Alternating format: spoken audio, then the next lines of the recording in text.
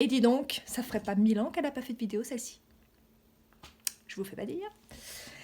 J'avais envie de vous parler d'un truc parce que ça revient beaucoup en ce moment et ça fait un peu aussi un lien avec tout ce moment où j'ai pas fait de vidéo parce que ça fait très longtemps. J'ai pas regardé, mais je pense que ça fait vraiment très très longtemps. Au moins plusieurs mois. En fait, je me suis rendu compte que là, je faisais pas de vidéo parce que je me disais... est-ce que ça a vraiment un intérêt tout ça? Est-ce que je me mets pas en avant stupidement? Est-ce que voilà, plein de choses comme ça dans ma tête. Et bon voilà. Et puis après j'ai repensé à ce pourquoi j'ai commencé à faire des vidéos.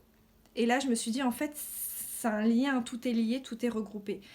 Le fait de faire des vidéos, j'ai commencé il y a à peu près un peu plus d'un an et ça m'a permis de faire des choses, de dire des choses et de plus avoir peur en fait.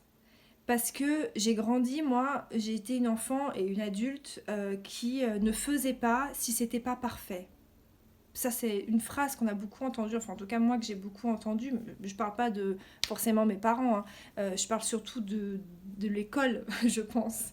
C'était soit tu fais, soit tu fais pas. Mais il faut faire bien. Ça, c'est une phrase. Voilà, donc tu pouvais pas faire les choses à moitié, tu pouvais pas commencer quelque chose et te dire ah bah non finalement je vais peut-être faire autrement.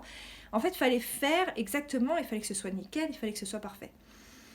Et pour des personnes, des enfants comme moi, ce que ça a fait, c'est que ça m'a complètement cristallisé en fait, ça m'a complètement figé. Je me suis dit bah en fait je fais rien ou bah non je vais pas faire ça parce que bah non bah, qu'est-ce que les gens vont penser et puis bah non parce que je pourrais faire encore mieux et par rapport à ce que les autres font, franchement c'est pas terrible et tout ça. Et ça me fait penser aussi, alors pour ceux qui suivent mes stories, là je me suis lancée en fait dans la broderie, mais la broderie pour repriser en fait des vêtements. Et, euh, et j'ai vu ça et je me suis dit waouh putain c'est génial. Et puis après je me suis dit ouais mais je sais pas broder. Alors dans un cas comme ça je me serais dit ah non je sais pas broder, je laisse tomber, de toute façon ça va être moche et puis franchement ça va être complètement ridicule le pauvre gosse et tout ça. Et puis je me suis dit, et puis comme j'ai changé, et comme ça m'a fait vachement évoluer de faire des vidéos, de m'exposer un peu plus et tout ça, je me suis dit bah non en fait, qu'est-ce que j'en ai à foutre? En fait maintenant c'est ça en fait, c'est qu'est-ce que j'en ai à foutre? J'ai envie de le faire, je le fais.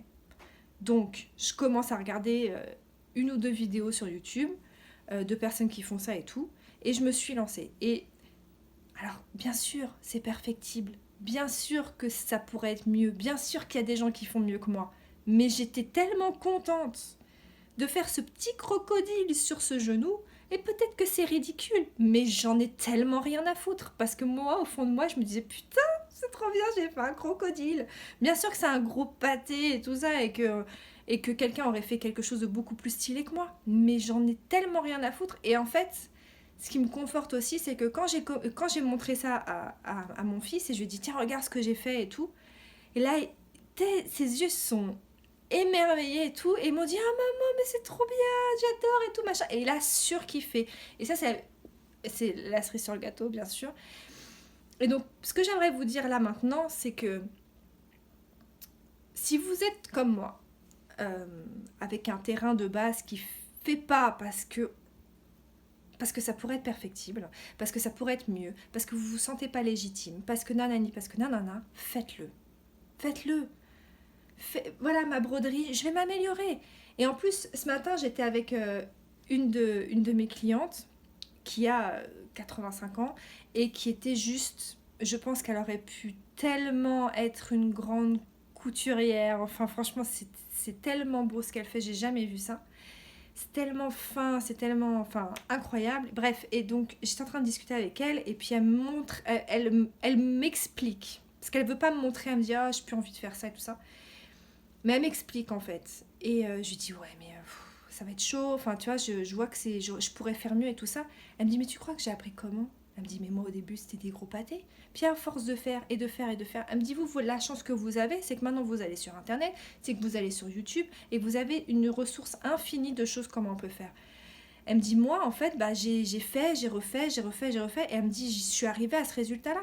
Mais j'aurais jamais pu faire autrement si je m'étais pas entraînée autant. Alors à l'époque, il s'entraînait en fait, à part, et après il faisait vraiment, dès que c'était parfait, après il le transposait sur vraiment quelque chose. Moi en fait j'ai fait sur le pantalon de mon fils, et je m'en fous en fait.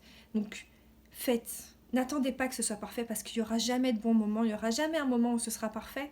Et ça, c'est dans tous les domaines de la vie. Alors moi, je suis en train de réfléchir, en train de me dire, il y a tellement d'autres domaines dans la vie où je n'y vais pas, où je ne fais pas, parce que j'ai peur, et que j'ai peur que ce soit pas parfait, et j'ai peur de me planter, j'ai peur de plein de choses.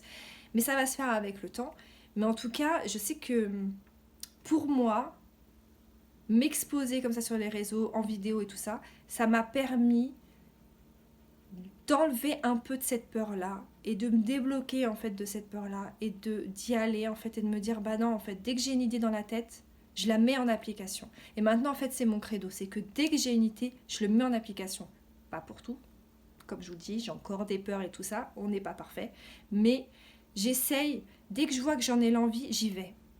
J'y vais et je me dis comment je peux faire pour me simplifier la vie au maximum. C'est-à-dire que là, pour broder, j'aurais pu essayer des points hyper techniques et tout ça. Et je me suis dit non, en fait, le plus simple, ce serait que je fasse comme ça. Donc, j'essaie toujours, quand j'ai une idée, en fait, et que je sais que je vais avoir les peurs qui vont arriver, je me dis comment je peux faire pour que ce soit au plus simple. Que ce soit vraiment... Je commence par une petite marche.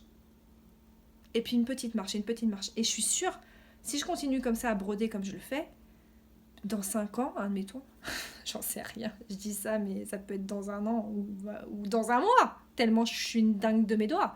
Mais je ferai des trucs de ouf à la broderie. Et, euh, et voilà, faites, faites. Même si vous avez peur, faites. Et généralement, quand on a peur de quelque chose, c'est ce qu'on doit le faire. Ça, je vous parle d'expérience. En tout cas,